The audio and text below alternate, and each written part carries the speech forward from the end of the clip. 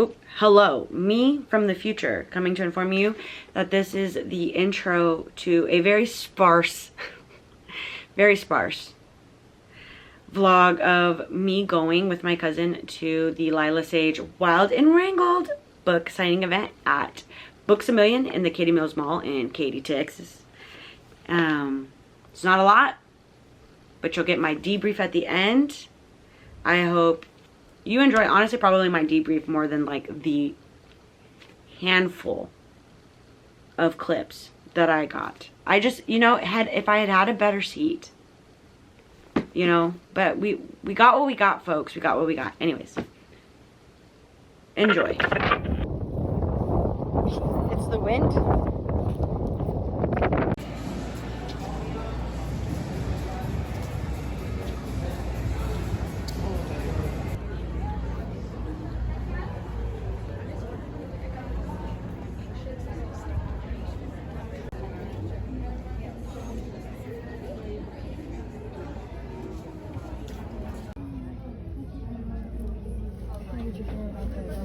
Set out to do something and I did it, and that's really cool. And like being able to look back on that and say like, I'm proud of myself, I'm proud of my accomplishments.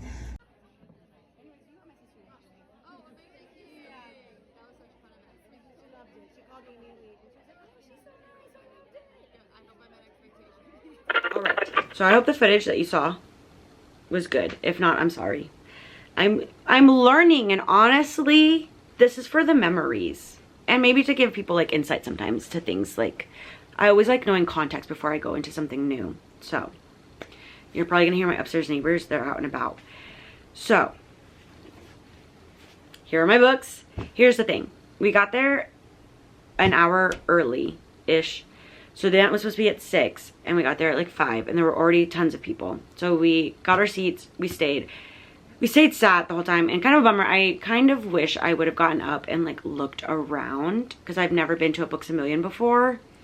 And so, but alas, we sat there, and then we sat there honestly for 2 hours. The event was supposed to start at 6, but it didn't start till 7 because she had a 7-hour delay in Dallas, well, at DFW, due to the thunderstorms. And long story short, she looked exhausted. She was over it, and I said, I know the vibe. But we got an hour-long conversation with her and another author called Naina, I think it's Naina. I'm so sorry. I heard it like one time and I can't remember. Her last name is Kumar. She's also a romance writer. She has 2 books out. I don't know what her debut is called, but I read her sophomore one, which is Flirting with Disaster. It was a good time. I read it because I was like, oh, she'll be at this event, and I feel like she's not as well known, and so therefore like not the same amount of people are gonna like talk to her and engage with her, but I want to be able to say like, I read your book and I liked it. Well, I was hoping that I would like it, and I did. It takes place in Houston, which was like another winner chicken dinner, because how fun. It's a second chance romance. I feel like the only con of the book was that like the miscommunication was like infuriating because they just actually wouldn't communicate, and it wasn't any actual miscommunication. But I loved the chemistry between the two of them because she gets trapped down here. She flies down from DC, and she gets stuck here due to a hurricane, which I thought ridiculous because no Houstonians flying directly into the path of a hurricane. But she autocorrects it with the fact that like it wasn't originally supposed to hit Houston, it was supposed to hit like somewhere else, and then it pivoted first thing in the morning, which it does do that. Things will never be coming this way, and then you'll wake up and be like, shocker, leave now. So that was that, and I had a good time, and I wanted to be able to tell her that. So when we were doing the signing, I informed her that I really liked her book. Also, people loved that like the first line of the first chapter is like, I stepped out of Houston hobby and straight into hell. And I was like, if you know what it's like to get picked up from a rivals in hobby, it's straight into hell. I live here and I don't even go far sometimes, and coming back I'm just like, ugh, dude, it's like one of the worst pickup zones I've experienced, which is a bummer because it's like my preferred airport out of Houston. So anyways, that was that. She was asking questions of Lila the whole time. So we got, I don't know if I said, like an hour-long conversation with her. She let us know that there's a novella, but I guess she announced that there was a novella during like her announcement for Sweetwater Peak, but everyone lost it for Sweetwater Peak, so like the novella got like missed. But we're getting a novella of at least for sure. We're getting 3 of them. One of them is in fact Amos and Stella. So that's exciting. And I really liked her vibe. And when she was like talking, her favorite, like if she was to pick out all the guys in a bar, it would be Dusty. Same, babes. Correct. For sure. And I'm trying to think. It was fun. It was just answer some questions of like, I don't know, your standard like author signing. I don't really have anything other than like when she finally got there, it was like a good time. I enjoyed the questions people asked. She told us that everyone needed therapy because Gus didn't say a single nice thing and done and dusted it, and everyone wanted Gus's love story like right off the bat. And that she's seen edits where people call Amos, like the patriarch of the family, like daddy, and she was like, okay, I don't know, but he seems like a father. And I was like, yeah, I don't get daddy vibes from Amos. He's giving loving, devoted, caring father, which maybe to Stella he was daddy, but when I read him, he is not daddy for sure. Anyways, I got all of them signed because you could get all of them signed. You were also supposed to be able to get them like personalized, but then we got an update because of the delay. She wasn't going to do any personalization. But y'all, I don't know if because when I went to go talk to her, I didn't ask for a picture. And instead I just asked her like, will we ever get more background between Cam and Gus's like relationship? And she was like, did you read Wild and Wrangled? And I said, yes. And she was like, then there you have it. And I was like, but nothing about like how they decided to like co-parent or whatever. And she was like, no. And I was like, damn, fair enough. And so she then personalized all 4 of my books. And I was like, oh, okay. I don't know if she was just on autopilot, but because I didn't stop for a picture. I don't know, because my cousin went before me, Julie, and she only got Wild and Wrangled personalized. And I was like, wow, I really lucked out. That I can't believe she really like signed them all. Like, shut the front freaking door. So there's that. And honestly, this one has the ugliest version of my name, and it's my least favorite book, so it works for me. So there's that. Also, we got little like I thought about asking, because when I thought we could only really get one personalized, I thought about maybe asking her to personalize this so I could like frame it. But maybe I'll frame it with like some screenshots and photos of the event. Because then it's cute. It's Cam and Dusty as teenagers. Anyways, it was a delight. I think the one thing I should tell you all, if anyone is going to go to a book signing at Books A Million and Katie Mills Mall, is the discussion is the first group that gets to go sign, and then if you're just doing the signing, then you're like last. But also what they call up, and maybe they do this at every event or maybe they don't, but for this one they asked if anyone who is pregnant, has chronic illnesses or disabilities, or has small children with them, that they got to line up first, despite whether they did the discussion, whether they came in last or did a signing, to be the first ones to go up and get their stuff signed. And then they did the discussion group, and then they did the people who signed up for signing, and then they had another group, which I think were probably like last minute people who like wandered in possibly to the event but didn't sign up through like the Everbright or whatever.